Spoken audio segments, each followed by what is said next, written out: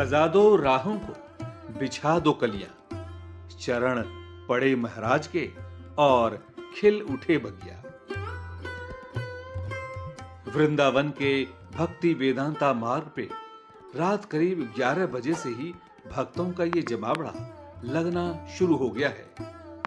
कुछ तो इससे भी पहले यहाँ बिस्तर लगाकर बैठे हैं और कुछ जमीन पर ही लेट जाते हैं और इंतजार करते हैं बाबा प्रेमानंद जी महाराज का।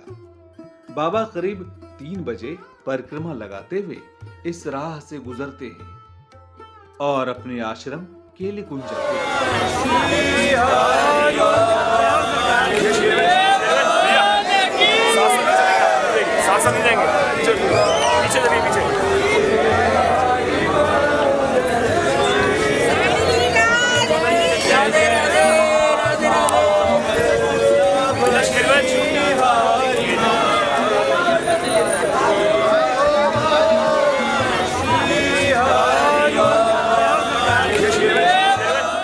बाबा प्रेमानंद जी महान संत तो हैं ही, वे एक उम्दा विचारक भी है।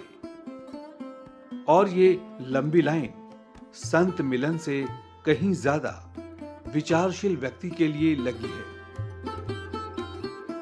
रामकृष्ण परमहंस, महर्षि रमन, स्वामी विवेकानंद और हाल फिलहाल में आचार्य रजनीश के बाद अगर समाज में बदलाव की बयार किसी ने चलाई है तो वे प्रेमानंद जी महाराज ही हैं।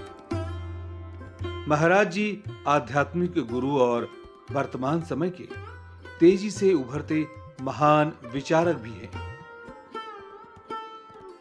भारत गुरुओं का देश रहा है, अवतारों की भूमि रही है और खास तौर से उत्तर प्रदेश तो ना जाने कितने संतों और अवतारों की प्रकट्य स्थली है। और इसमें कोई दो राय नहीं कि संत प्रेमानंद महाराज उसी कड़ी का एक हिस्सा मात्र है। महाराज जी की कुछ अपनी व्यक्तिगत परेशानियां भी हैं, जैसे उनकी दोनों किडनी ठीक नहीं है, डायलिसिस पर रहते हैं।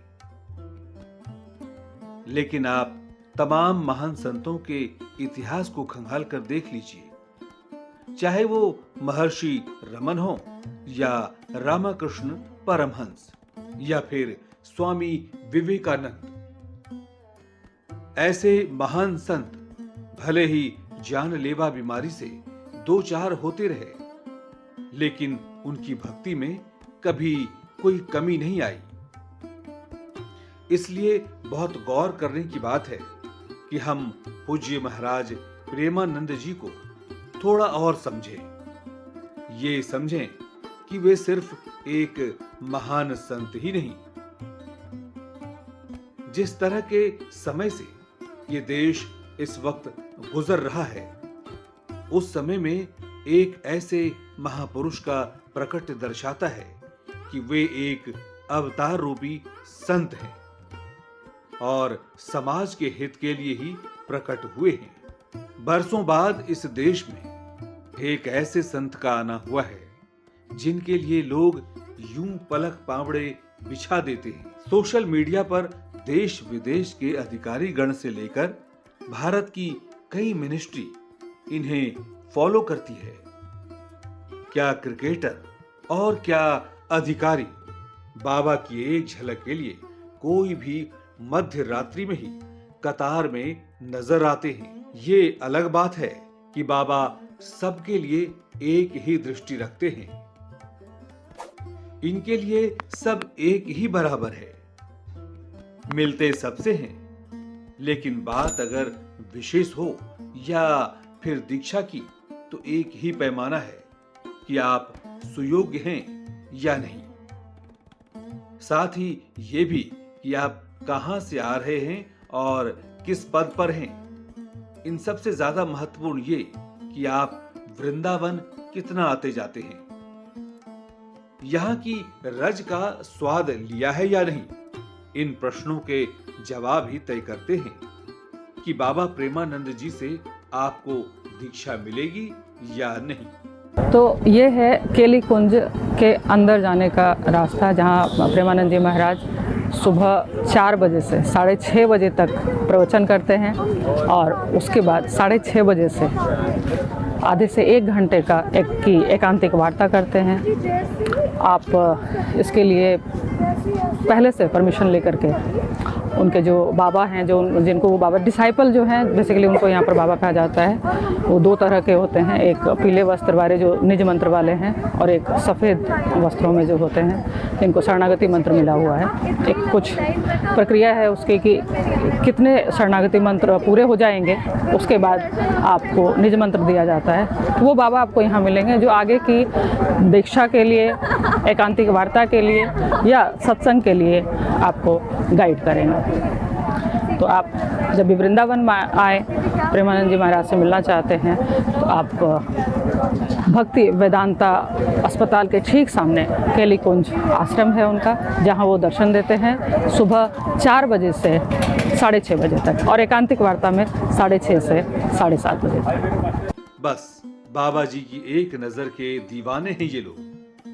एक झलक मिल जाए इसके लिए लंबी लाइनें लगी होती है। किसी को सत्संग सुनने का मौका मिल पाता है, किसी को वो भी नहीं। पूज्य गुरुदेव का आश्रम इतना बड़ा नहीं कि हजारों लोग उसमें स्थान पा सके, लेकिन भक्तों की संख्या लगातार बढ़ती जा रही है। बाबा किसी से पैसे नहीं लेते। इसी कड़ी में विराट कोहली के दान को भी इनकार कर दिया गया।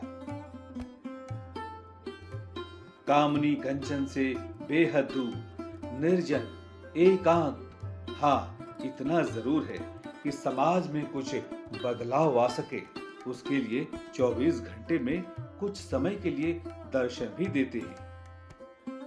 और अगर कोई बहुत सटीक व्यक्ति हो तो वे बाबा जी से दीक्षा के पात्र भी बन जाते हैं। वृंदावन के वाराह घाट के परिक्रमा मार्ग के ठीक सामने है केली कुंज आश्रम, जहां पूज्य बाबा श्रीहित प्रेमानंद जी महाराज करीब 5 से 6 घंटे के लिए आते हैं। इसमें सत्संग से लेकर एकांतिक वार्ता, मतलब जनता के हर तरह के प्रश्नों को सुनने से लेकर उनके जवाब देने की महती जिम्मेदारी का निर्वाह करते हैं। फिर वही एकांत, वही निर्जन और राधा नाम। प्रेमानंद जी महाराज पर कहने के लिए बहुत कुछ है और इनको इतने थोड़े शब्दों में समेटा भी नहीं जा सकता, इसलिए आगे की बात फिर कभी।